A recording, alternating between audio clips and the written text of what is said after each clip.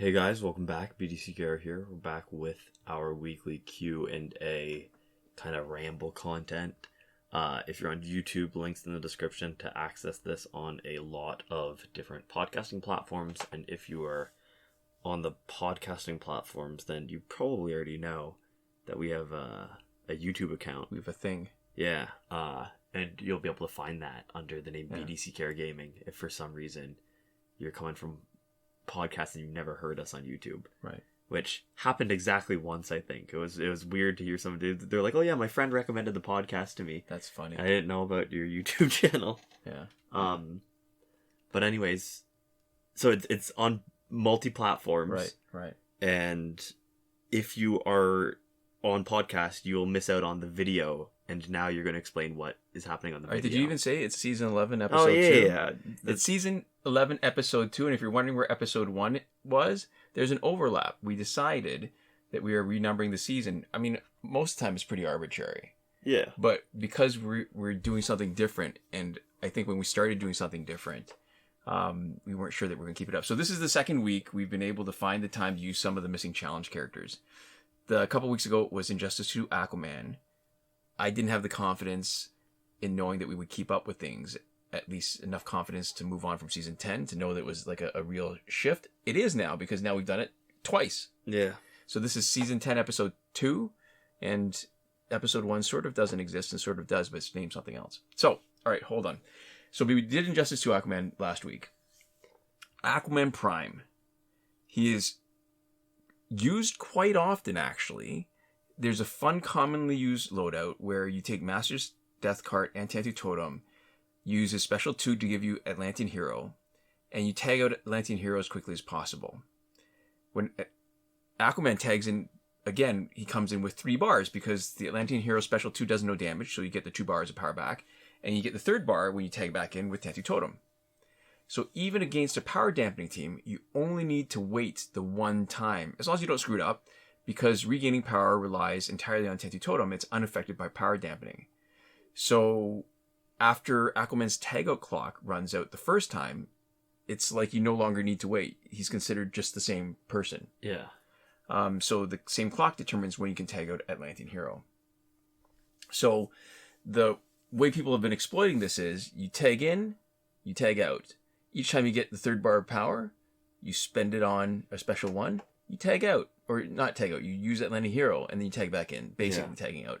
So you get to use special 1 over and over again, you bleed out your opponent, and if you want to stack something else that does damage over time as the 3rd gear, or like you might see in the footage here, a little bit of footage, where you use Batman Who Laughs to cause damage over time with each tag in, then you're just sort of leaning into it, and eventually you will beat the opponent. Mm-hmm. The main danger is Rebirth Raven. You to overcome that, her stealing your power, you try to use Atlantean Hero to knock out the opponent if Rebirth Raven is a possibility of tagging in. And you also use Atlantean Hero against Raven Prime for her health swaps if you can time it properly. So, I mean, sometimes it's hard because you don't know if his Aquaman special 1 is going to knock out the opponent when you tag him in, so you just got to be a little bit careful, because sometimes if it crits, right, it does a lot more damage than you expect. The biggest weakness is against the Blackest Night Flash team, because this is a team that's can hit way above its weight class. It's pretty good in Survivor in any of the levels where you can still use your special 1 and special 2 when neither of them are locked out. But against the Blackest Night Flash team, because it relies so much, not so much, totally on damage over time, you're going to make the Blackest Night Flash team stronger. I mentioned Batman Who Laughs already, right? So even though it's used a lot, it's not nearly as interesting. So that's why you're not seeing most of the footage today will not be of that. But I'm just going to show you some examples so that you can get a sense of that. That's why we jump really quickly to another challenge character who is not in the challenge rotation, which is Regime Aquaman. And I used to think he sucked, like, pretty hard. And now that I'm making myself play with him, he's pretty good. His special 2 is decent. It may not have, like, the whole strategy with playing Regime Aquaman may not have the same guarantee of effectiveness as Aquaman Prime, but it is so much better to have a non-damage over time special 2 And then you can choose to use or not use your damage over time bleed attacks from your special one against a team, right? So you can avoid the teams that are going to turn it against you, but you have that option available against a low damage guy like Batman Ninja Batman, where you need to bleed him out against a Red Sun Green Lantern team. So his special 2 is great. It's got 4 hits. It feels like they're pretty much equal. They all do equal damage. Unfortunately, the spacing isn't enough. And when I say spacing, I mean the timing in between. So if you knock at the opponent with the first hit, the second and third hits will miss before the fourth hit will make contact with the opponent tagging in, but not consistently. Every once in a while, and it might have something to do with how far away you are from the opponent when that happens. Sometimes you can get something else to make contact. Like you might miss only 1 hit, but usually you miss 2. So if you knock at the opponent's second hit, typically the third and fourth hits will miss, but sometimes the fourth hit will just land on the new person tagging in. Yeah. So, but the cool thing is, though, even if the last hits of Special 2 don't make contact, the animation seems like it's enough to protect you against opponents with tag-in effects, like the aforementioned Rebirth Raven. I guess the only problem is his stats are a little bit underpowered. You really do probably need to promote him past Elite 7 to make him effective. And maybe we'll show you some footage when because we were spitballing a little bit, saying Cassandra came back because she was the recent multiplayer reward. And we were thinking maybe we'd use Master's Death card on her because her passive hits the opponent, reduces their current health by 25%. Yeah. And Master's Death card doesn't have stun and tag him like... we were not going to use Cloak of Destiny on her because we don't want to waste the tag in when we could use it on potentially somebody else. But her passive... with Master's Death card is really weird. The power doesn't show up right away. So she's not as good a teammate as we would have liked for Regime Aquaman, because when she tags in, she's not really ready to drop a special quickly and tag back out. Yeah. So that was why in that footage you'll see that we switched to using Red Lantern Hal Jordan. And as a special treat, and when I say special treat, because you almost never see this, one of the fights with Regime Aquaman will be simultaneous super. Yeah, 2 supers happening at the same time. Right. The opponent doing super, you doing super, it almost never happens because the circumstances never hit. And this, you can see leading up to it, what's perfect is, it's because Regime Aquaman has Quake Engine. He doesn't have 3 bars of power, but the Quake Engine steals from the opponent, so he builds up to the 3rd bar so that when Arkham Knight Harley Quinn tags in, they both have the super. And I gotta tell you, I didn't even realize it was simultaneous super until I saw the weird animation at the end. I missed all the cues. If you look really carefully, you can see Harley Quinn doing her super at the same time as we're doing ours. But because the perspective on the super favors ours, because the shift in perspective doesn't favor Arkham Knight Harley Quinn. As you can see it, but it's sort of hiding weird in the background. Yeah. So this is like I said, you're in for a real treat. Yeah. So it doesn't look spectacular, but it's the idea. It's fun. It's rare. Yeah. So our first question of the week comes from Squeaky2404, and they say, "Good video, you guys. Quick question: would you recommend trying the challenge reset glitch, even though my data isn't backed up? I can get Helium to work on my phone." I can't, I assume. It says can, but... Yeah, because Helium's been withdrawn. I saw a few messages a while ago. The Helium's been taken out of the... Play Store? Play Store. Yeah. And I'm not willing to root my device. Thanks. And so this is an interesting question, right? Because what you're kind of asking and what you need to look at is the value versus the cost.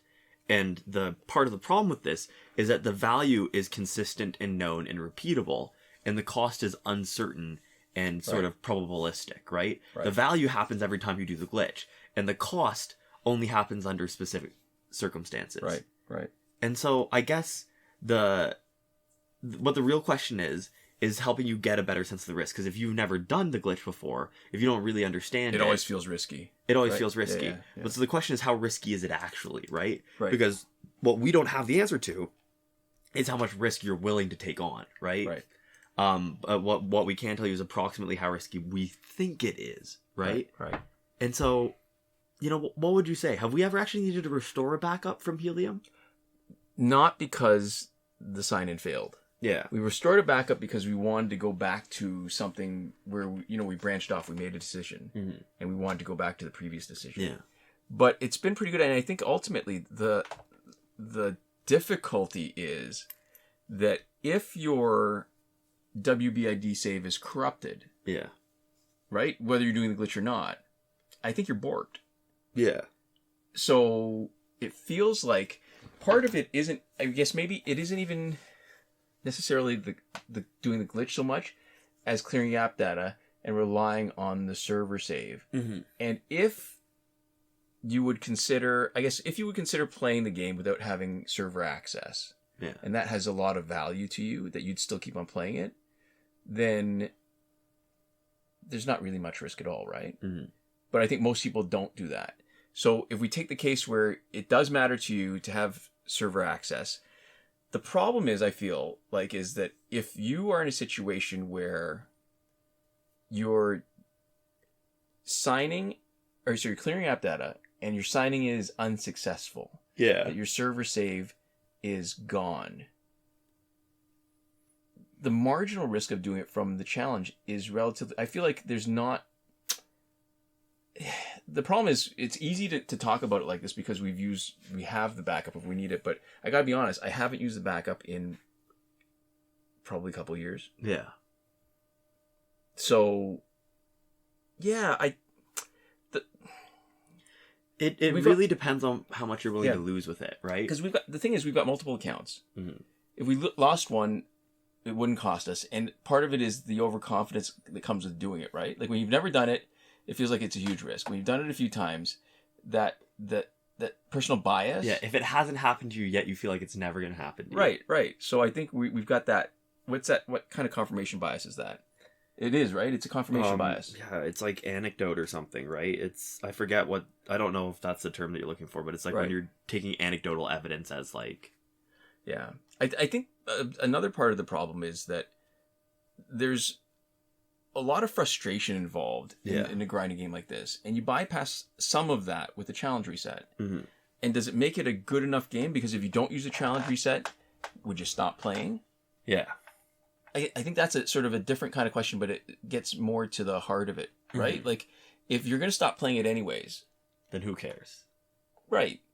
And I feel like that's where a lot of people end up, that there's only a really small group of people that end up playing it, and I guess when I say small group and playing it for an extended period of time, like, we're sort of the exceptions. We've been playing it for, is it 10 years now? Very long time, yeah. Yeah, so other people might think, well, if we play it for 3 or 5 years, that's enough. The problem is that the time that you put in, you still will miss out on a lot of the best part. Like, mm-hmm. right? It's a collecting game and it's a sandbox game. Yeah. Like a fighting sandbox game. And the collecting part is fun for some people. And if you like the collecting, then maybe don't do it. If mm-hmm. you really enjoy the sandbox game, then to me, the risk it has been worth it for us. Yeah. So I think the thing with this is that, broadly speaking, the reason why we say that you need to have a backup is because we want to have a redundancy, and we want to take the risk completely out of it. So that recommendation is what takes it from something where, you kind of have to take a leap of faith once, and maybe you lose something, right? And you lose all the work that you put in. And if you've got a backup, then you're not really taking any leap of faith. You're just seeing if your save is corrupted. Yeah. We haven't really seen people tell us about corrupted saves. We have not had experiences with it ourselves, right? For the trying to sign in and it just was all wiped. Right. So what I'll say is the risk is very, very low. It doesn't seem like, people will like do the glitch wrong and then lose everything, right? That's not like what's at risk here.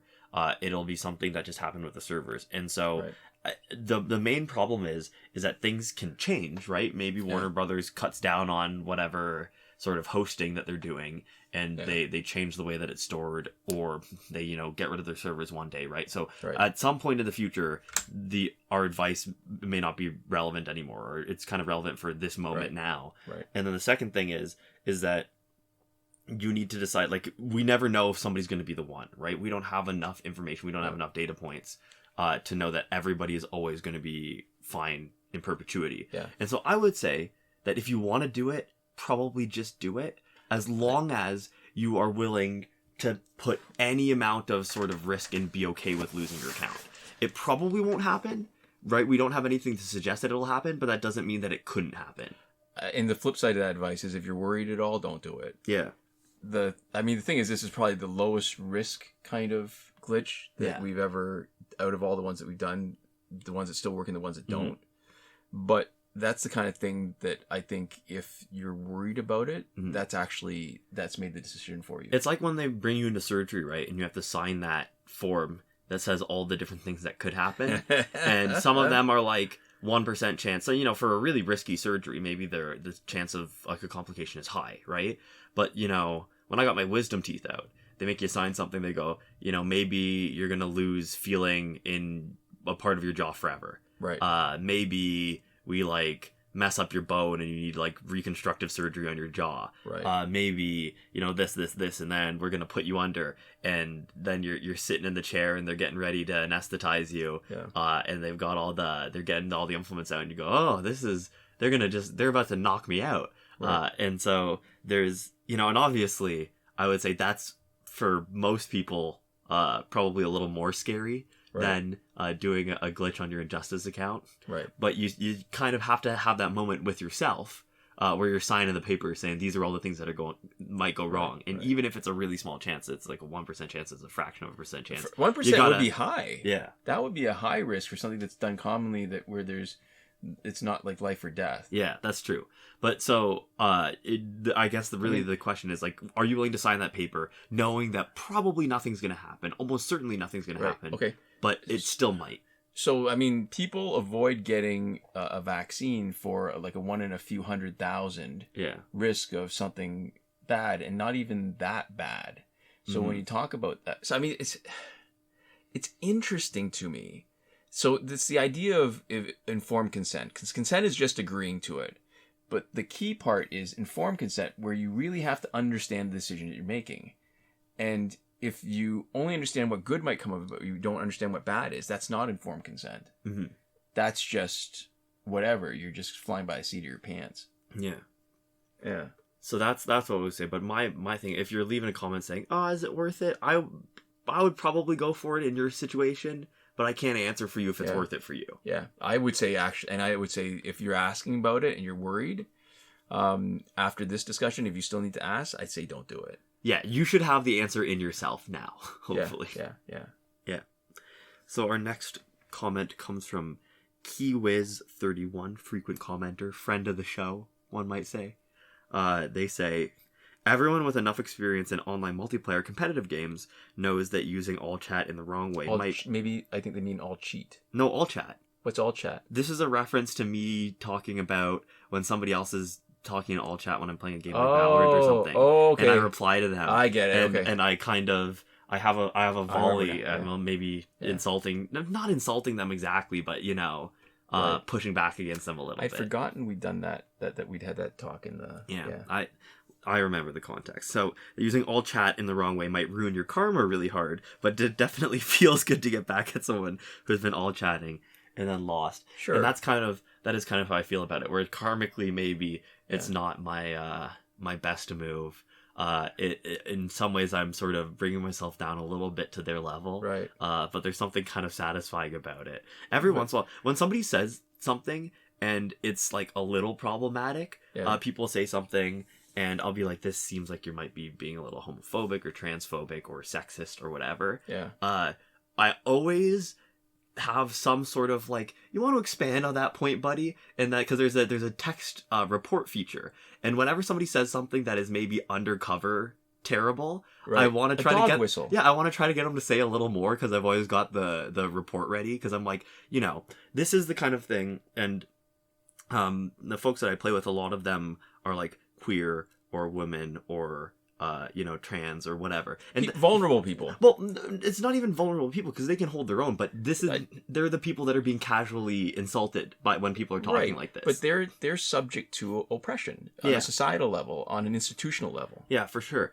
And that's not to say that you should be okay with it if you don't know any gay folks, that all of a sudden, like, you know, a homophobic joke is all chill and cool and kosher. Right. But the point being, anyways, I'm like, I would like you to expand and be specific on what you meant by that. I try to say some version of, because sometimes they won't be able to help themselves. They'll say something more, and you get a little notification later. So a lot of times I'll sign in again, and they'll go, "Oh, your text report on this player was verified." Right. And I will say there was actually one thing, recently where there's a guy mucking around. He was actually on our team we were playing with, and I said like dude or something, and he said, did you just assume my gender? I'm like a transgender person, and I'm actually really offended by that. But the tone that he said it was clearly joking and not serious. Right. And I was like, I don't think I believe you. The way that you said that to me, I don't believe that to be true. He was like, no, I am, whatever. But and then he was like, oh, whatever. I'm just like messing around, right? Yeah. And I was like, yeah, because there'd be nothing wrong. And then later, he was just talking too much. He was saying kind of whatever. Just really like a kind of constant stream of chat. I think it's because some people, when you use mic, a lot of people in the game don't.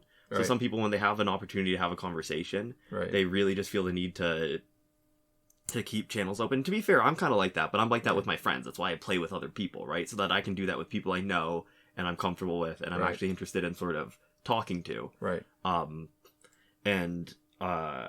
So this guy later was like, oh, tell me that was a good play. I need you to tell me you're proud of me. I'm like, listen, man. I'm like, I'm glad you're having a good time. I don't really respect the way that you're making, like, being trans a joke earlier. I don't think it's particularly funny. So I'm not going to say that to you. I don't really sort of respect the energy that you're bringing to this call. I hope you have a great game. And then he didn't say anything for the rest of the game. That was the last thing he said in chat. I was just like, yeah, I mean, like, I'm not trying to be a jerk, but I think that was like a dick thing it's a dick way to act. It's not particularly funny. Right. And I think it's disrespectful to trans people. And then he just totally shut up for the rest of the game and he didn't say anything. And did he keep on playing after that game? Yeah, no? I don't know, right? Because I didn't add him, so I can't see his activity afterwards. Oh, okay. No, didn't play with you guys after. Oh, yeah, obviously not. Yeah. But he just totally shut up, and it just, I don't know, because there's people like that where there's most people would then come in and double down and be more of a dick, right? They would say something increasingly transphobic, or they say, oh, you're sensitive or whatever. Yeah. But that guy clearly was just shocked and then didn't know how to handle it, didn't know how to respond to me, and went from talking quite a bit to not talking at all. And it on one hand, I felt kind of all right about it because I was straight up with him, right? I was literally, there was multiple trans people, he had no way of knowing this, but there's multiple trans people in that lobby with him at that moment, right? And so I said that, and then he wasn't talking anymore. I'm like, yeah, because it's just not funny, you just feel like you're being a dick for no reason. Like, there's no joke there, right? Right. But it's interesting because I have less insight into him. There's a lot of people, if they keep talking, they go at it, whatever, right? And they really double down. I'm like, yeah. So you are just being transphobic. You are just kind of being a dick. And you're unrepentant. You don't care. You're not interested in it. And anybody coming after you is ruining your fun, right? And it's like it's a them problem. So this is where I think a lot of those comments about like 12-year-olds playing comes from, right? Because it's also possible because when you're being open to the idea that maybe they're kind of awful people, but maybe they are mirroring behavior that they've seen. Yeah. They enjoy doing it while they do it. They don't get called on it. And their only experience really isn't that they've bought into the ideology, it's that they see other people doing it. So they're just doing it themselves. Although with a lot of people, you can tell that they're at least post-pubescent from the sounds of their voice. Right. So that doesn't tell you their exact age, but it gives you sort of... For sure, it doesn't tell you their age, but it's the idea, I think, that 12-year-olds maybe don't have enough experience to have as many of their own ideas, and they're just absorbing stuff. They're absorbing stuff, and they're imitating things that they see, and they're doing that. I mean, that's actually normal behavior, right? Like when I remember thinking when you start a new job, a lot of it is you just do what other people are doing. You don't think too much about it until you've sort of got your feet a little wet, and you've got a bit more experience. Then you can start thinking about, okay, so this is the process, and this is why we do it, and maybe there's the possibility of making adjustment. But at the beginning, you're just trying to keep your head above water, right? Yeah. But he went silent, he went whatever, and there was kind of nothing going on. And that's kind of why I say I'm gonna be a dick. I'm not convincing them, they're not convincing me. Right? I'm saying it because I feel like it's the right thing to say. Sure. But the outcome of that is that nobody's accomplished anything, right? Nothing has changed as a result of that. I think that something substantial has changed, though. I mean, if you compare it to what would happen if you didn't say anything, what the person who's saying that kind of stuff gets to do is they get to imagine in their head that people are agreeing with them. That's a good point. No, so right, but like maybe it's a little different, right? They know that there's somebody who feels the way I do about it, right? Exactly. But their behavior hasn't changed. No, of course. Well, it hasn't changed at the moment, or maybe in this case it did. Yeah, but that's what I'm saying. In that moment, I don't know what he ended up doing next, but I know that in that moment, I actually genuinely did ruin his fun, right? Like clearly, he goes from talking a lot to being totally silent. He goes, "This guy doesn't like me, and he doesn't like me because I said this thing." Right. And hopefully, I've raised the barrier of entry to being like casually transphobic or making like I changed my gender, like the punchline to a joke. Because now that guy has however many experiences he's had before where people are like, haha, yeah. And that one time that it made the call really uncomfortable, right? Right. And so... but I don't think there's anything unreasonable about that because it's, I mean, if you're going to be sort of open and just say whatever... Yeah. I think it sort of behooves you to at least be open to the idea that other people are going to say, or going to be open to, and potentially say things that you don't like. Mm-hmm. Yeah. I don't know. It feels like that's natural consequences. I don't know if it's necessarily natural consequences as it is just this is if you're sort of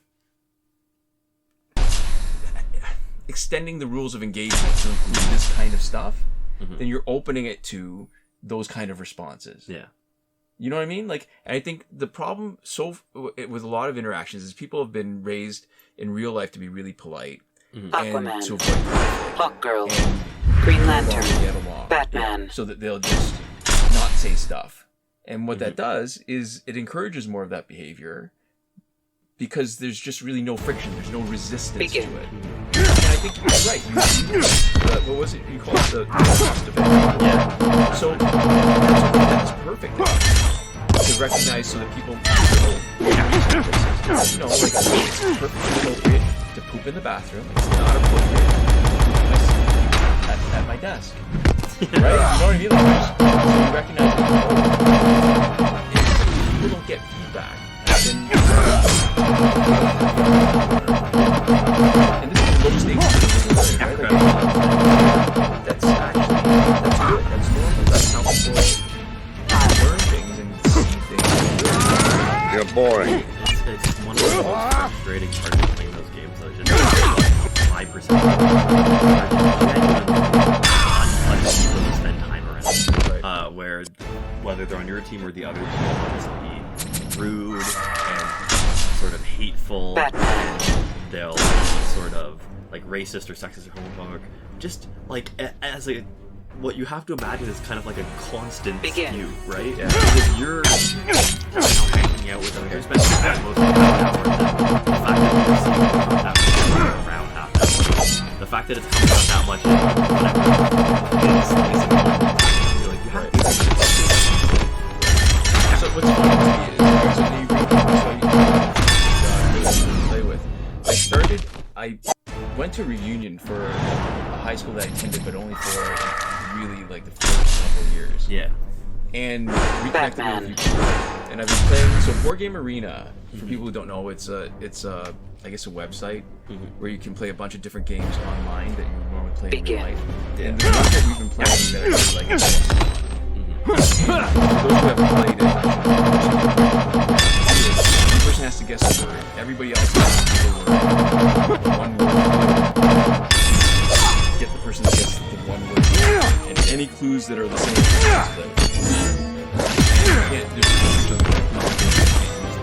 So for example, let's say where the answer is Houdini, right? Right. Everybody else sees Houdini. I might say magician, and then you might say Harry. Harry, yeah. So then you go Harry magician, Harry Batman. Houdini. Right? So if two people say magician, the guesser doesn't get the clue. Yeah, so that's the basics of it. So it's funny how there's the intersection between what is enjoyable, but what's also good. So people, we're the same age, we have the same cultural touchstone. Kneel before the king. like, but I played with strangers. It's less fun. And then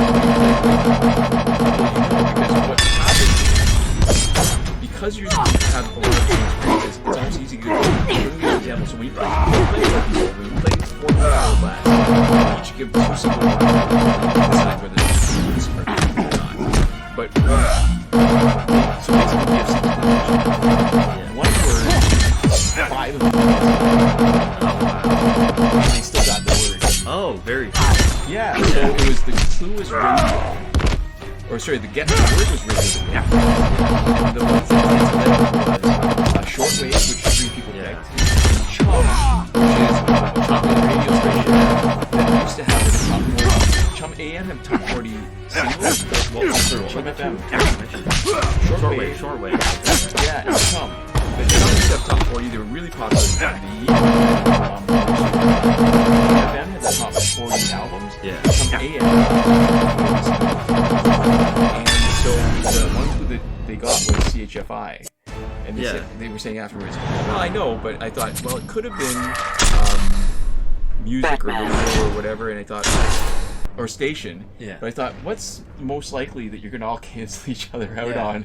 And they got radio. Yeah. They got radio. Very It was cool. pretty good. Yeah. Yeah, so I guess the flip side is it's not even just that it makes the game less unpleasant. It actually makes the game really good.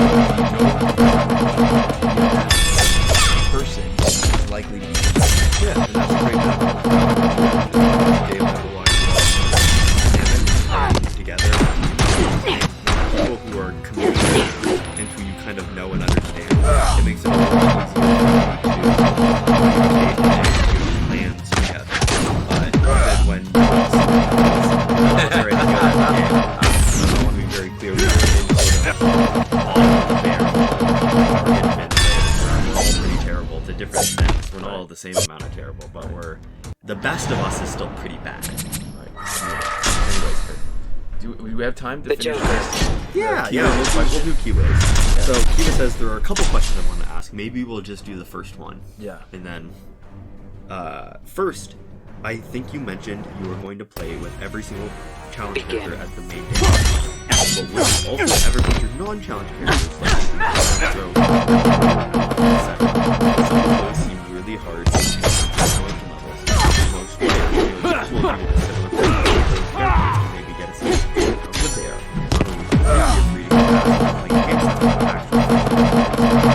Back off. Your day.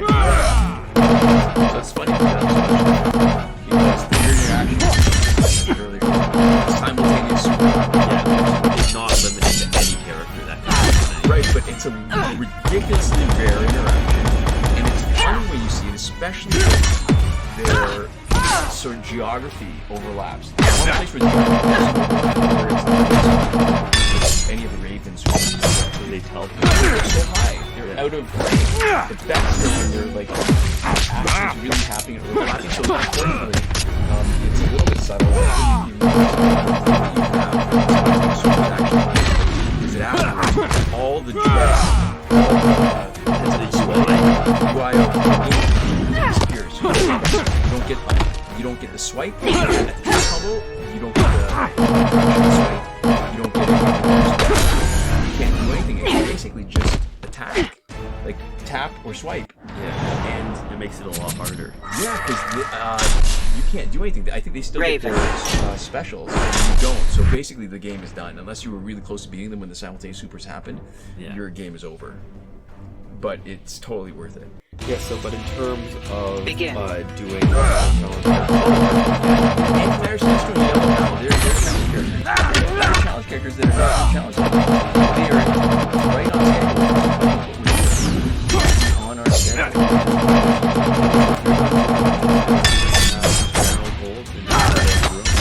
I mean, if we got another 10 years, we got to put up something, right? Okay, so we got something to look forward to. Maybe we'll save ask the question or research. Right. I know which is a good motivation to actually answer the question.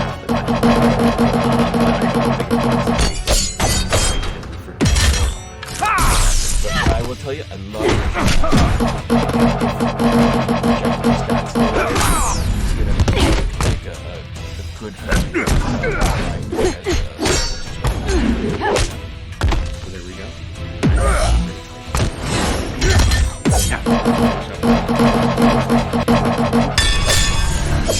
That would be Michael Devries, Irvin, Ruiz, Hoshi127, and Nora Klimek, who are supporting us on the credited level. And the other names that you see on the screen are those who have supported us generously at some point during the pandemic. So there you go.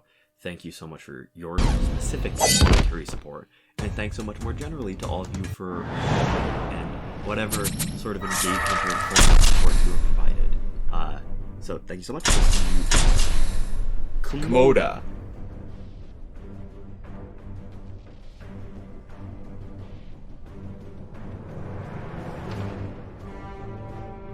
Batman.